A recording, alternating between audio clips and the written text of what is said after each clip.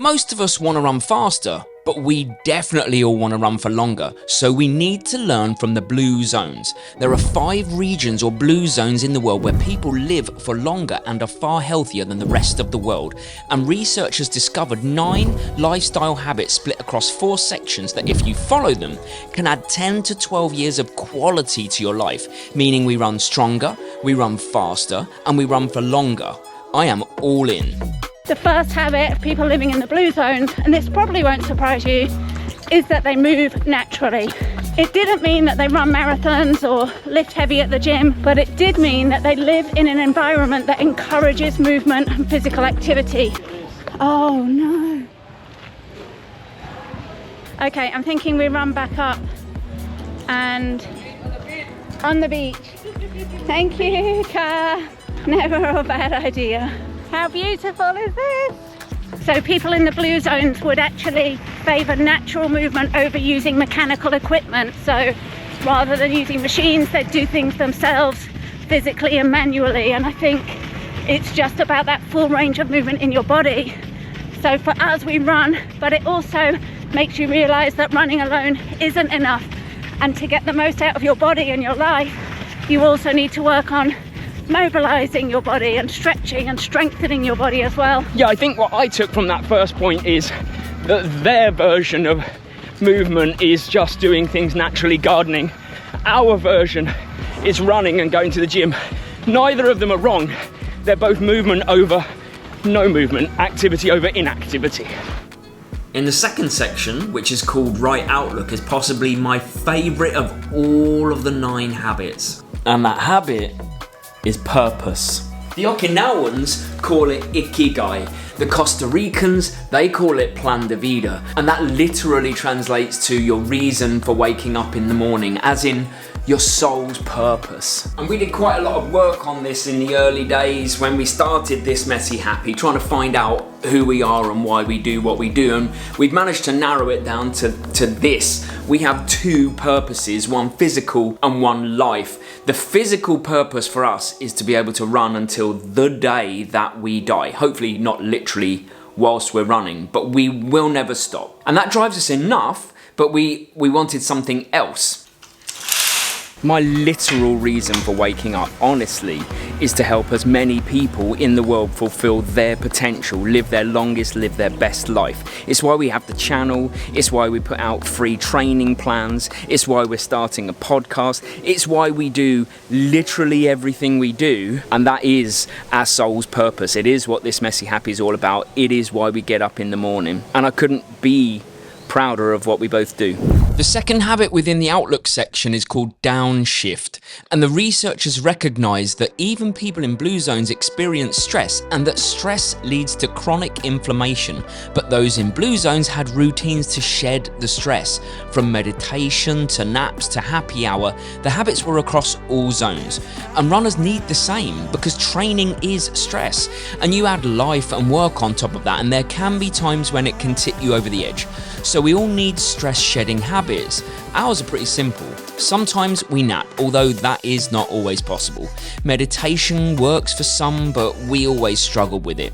Ice baths have actually been proven to reduce stress levels, and mobility is a kind of meditation for us. It's being in the moment. And of course, days off and recovery weeks. Always pushing and not listening to body signals will get us in trouble. So learning how to shed the stress is a vital factor in good training and longevity. The next section is actually eat well, and there's 3 points, but I think I can nail all of them over breakfast. The sun's just come out, which is not ideal because we were thinking that we're not going to get burnt while we eat breakfast, but it is what it is when you live in Thailand. The first of the points within the eat well section is plant slant.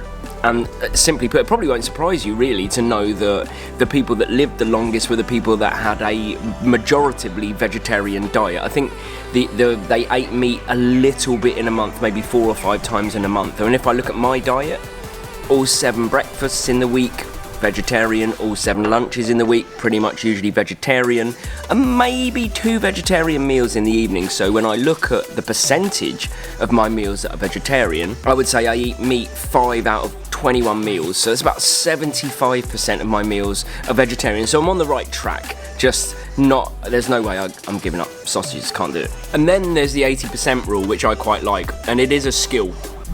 What the Blue Zone inhabitants have done is they've trained themselves to stop eating when they are 80% full rather than 100% full.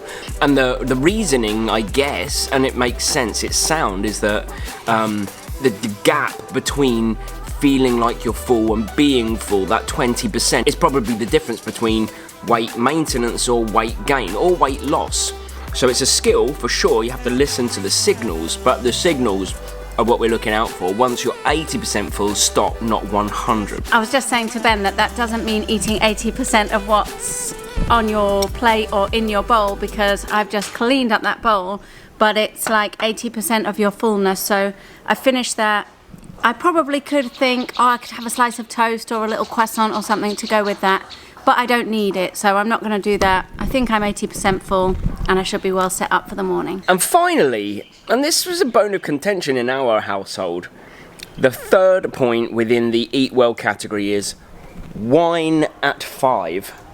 Now, it's true to say that the Blue Zone inhabitants across the board did still drink alcohol, but in moderation. That was the point. So if they felt like they wanted to go and have a drink, they would have a drink, but they never drank to excess. And I think that's the key. Yeah. Because it used to be that the research said that those that drank in moderation actually lived longer than those that didn't, but that's switched around now. That is not true. If you think about it logically, it isn't gonna hold up. Like the research was a little bit flawed, but what we do know is if you drink in moderation or you don't drink at all, you will live longer than those that drink it to excess. Let's just say moderation only. They basically gave Mary permission to drink wine. So of the fourth and final category of connect, the first point is belong. I'm going to have to just give you some context before I go into this, because I'm not religious. I never have been and I never will be, but I respect anybody that chooses to believe anything. That is not on me to tell anyone what to believe or what not to believe. So what they found with the Blue Zone inhabitants is that they had a faith-based community, as in they spent time with people that had the same belief system as them, the same faith as them, and that can add on, believe it or not, 4 to 14 years of life. And where running, I think, fits nicely into that is there are so many runs where I have almost a kind of spiritual experience. Just now we've just run through the heaviest of rain. I couldn't even film because it was unbelievable. But also, more importantly, I suppose, running is also very much a faith-based activity. But I have faith in the long term. This is the right thing. This is the right thing for us to do in our lives. And that is also about faith. It is also about spirituality. It's just how you look at it. And that's how we choose to look, is that running is our faith. We choose to do this for the rest of our lives, and we are confident that it should add on quite a lot of quality of life and life to us. The second part of Connect is loved ones first, and we choose to interpret this way, and we'll explain it, and you might choose to interpret it a different way, but essentially what it means is you have to find time for the people that are close to you, whether this is my dad and we're out fishing because he's come over to Thailand. Here we go again, hang on. I think we've just got another fish. What I was saying is loved ones first, and obviously if you watch the channel you'll know that Mary and I spend almost all of our waking time hours together, and that's how we like it. We like spending time with each other. But when my dad comes out here, for example, we'll spend a bunch of time. I probably see my dad on these holidays when he comes to Thailand more than I would have done in 2 to 3 years if I'd lived in the UK. So it's quality time, and we don't have children, but of course part of that is prioritising your family. But caveat, your friends can be the family that you choose, so it doesn't necessarily have to be your blood relations. What it does have to mean is that you have time and you focus on the people that you hold dear to you as part of your process, as part of your technique for living for a long time and having a high quality of life. It just so happens, luckily, the majority of my close friends, the people that I love, are the same people that do the stupid stuff that I want to do as well. The final habit, and one I'm completely passionate about, is called Right Tribe. I love the saying, show me your friends and I'll show you your future. The world's healthiest people chose or were born into social circles that supported healthy behaviours. Research has shown that smoking, obesity, happiness and even loneliness are contagious. So finding and joining social networks that favourably shape healthy behaviours is a must.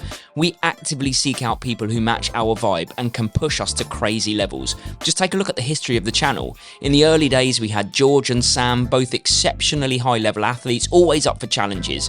We had friends all around us that ran like Brett and Laura. We had John and Mikey and Polly over here in Thailand, and Lawrence, all have an incredible outlook to training and life. Multiple 100-mile races from John, crazy triathlons and races with Mikey and Polly, super consistent training and work ethic with Lawrence. Always aim to be inspired by the people around you and you can't go wrong, both for your mental and physical health. And if you don't know where to start, just look for a local run or triathlon club and go from there. That's it. Build these 9 habits and you'll live much longer, meaning you'll run much longer and stronger. And that's surely worth subscribing to the channel. And how about this video where I uncomplicate training for you, allowing you to focus on what you do best, getting out there.